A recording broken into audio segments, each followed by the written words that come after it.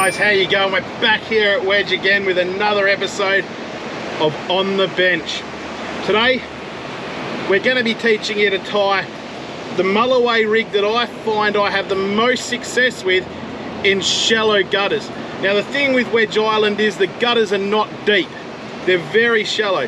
Now what that means to me is, get out of here you little fly. It means you got to adapt, okay? So because it's shallow, generally the wash that's coming over the top of the gutters has a hell of a lot more influence on your rigs. It'll uproot your rigs a hell of a lot quicker, okay? So that means different tactics. To tackle this, Gemini sinkers for this particular rig. Now Gemini in my eyes are the best grapnel sinker for the beach because look, they're beautiful. Just do yourself a favor and get them. And as a novelty, this one's even got, as you can see there, a little glow head on it.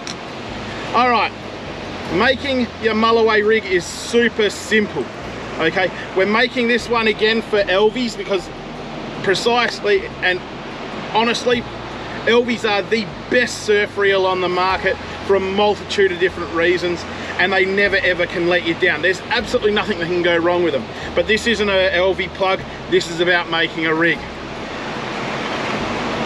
I like going a little bit heavier in these shallow gutters, and the reason is because we've got a lot of tailor that come in and out of these gutters.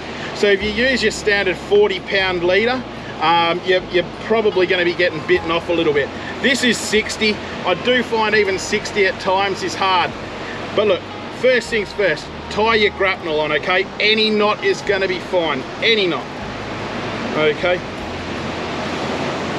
Get it on there.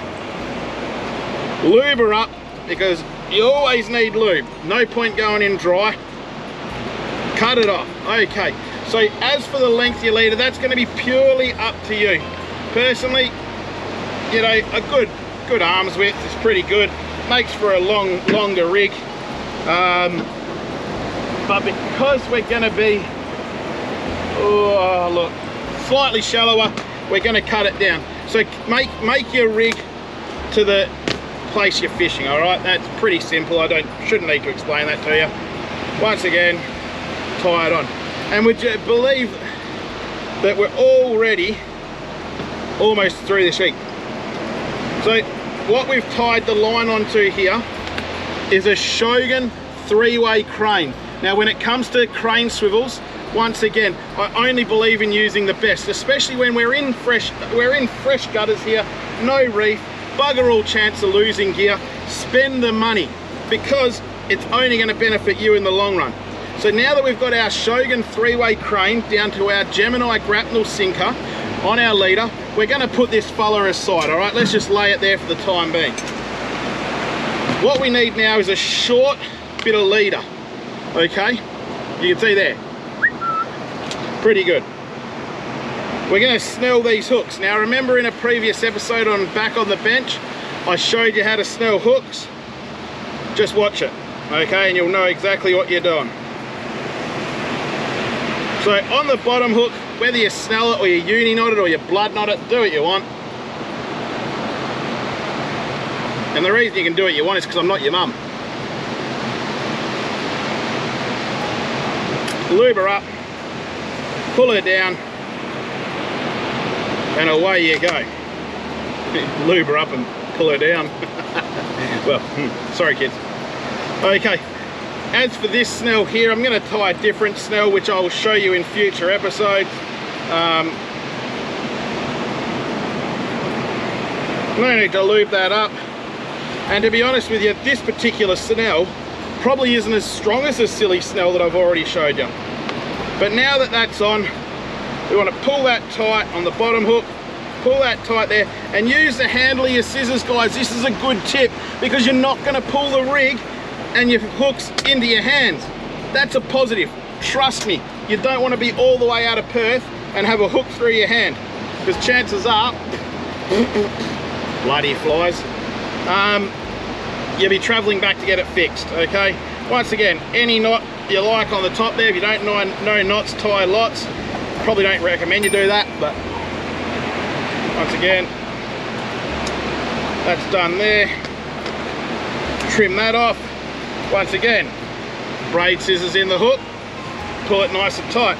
And there you go, guys. You have the perfect surf Mulloway rig. Okay, what we're going to do though, keep in mind this is for LV. Hold on 2 seconds. I'm just going to grab some 40-pound. Okay, and the reason we're going to do that, where are you, big boy, is because it saves me tying everything in 60. But the tailors simply aren't going to bite that far up the line.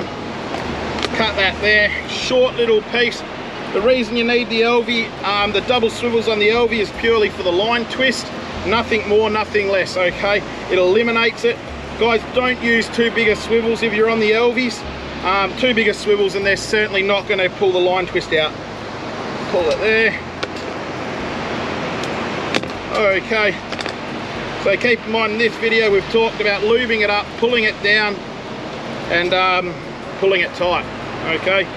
Remember that when you're tying your rigs and you're not going to go very wrong. I don't suggest if you're in a highly populated beach with lots of kids you start spruiking that little system. You might find yourself in trouble. But guys, look, that's as simple as it gets for a Mulloway rig off the beach in shallow gutter situations. If we're in deeper gutters, I'll show you how to tie a different rig shortly in another episode, just keeping an eye on the tip of that rod, making sure it's not going off. And guys, hit the subscribe button, like the video if you do, and if you don't like it, tell me why. Don't just hit that dislike button because you think, hey, I'm going to be a funny bloke. Tell me why you don't like it, because that's how I'm going to improve these videos and make them more suitable for you guys. Guys, happy fishing, get down the beach, get into it, enjoy the sun and surf. We're in summer now, prime time, especially for those big tailor, and we'll catch you on the next one. See you later.